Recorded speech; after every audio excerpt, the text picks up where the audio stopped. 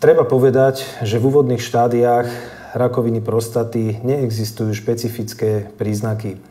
Ochorenie býva spočiatku bezpríznakové a často sa naň príde náhodou pri preventívnom vyšetrení krvi, respektíve vyšetrení pohmatom a následnou biopsiou, teda odberom vzorky tkaniva z orgánu. Vyšetrenie prostaty pohmatom je spravidla nebolestivé. Rakovina prostaty až v pokročilejšom štádiu privodí problémy s močením, prípadne bolesti napríklad kosti, celkové príznaky ako slabosť, úbytok hmotnosti alebo málokrvnosť.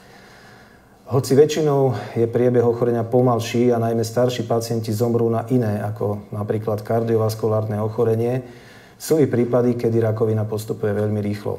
Našťastie, ak sa zachytí v počiatočnom štádiu, kedy je nádor ešte ohraničený na prostatu a neprerastá do okolia ani nemetastázoval, je možné úplné vyliečenie. Treba poznamenať, že liečba rakoviny prostaty je v súčasnosti multimodálna. To znamená, že je tu možnosť nielen chirurgického odstránenia, ale aj ožiarenia, hormonálnej manipulácie, ako i chemoterapie.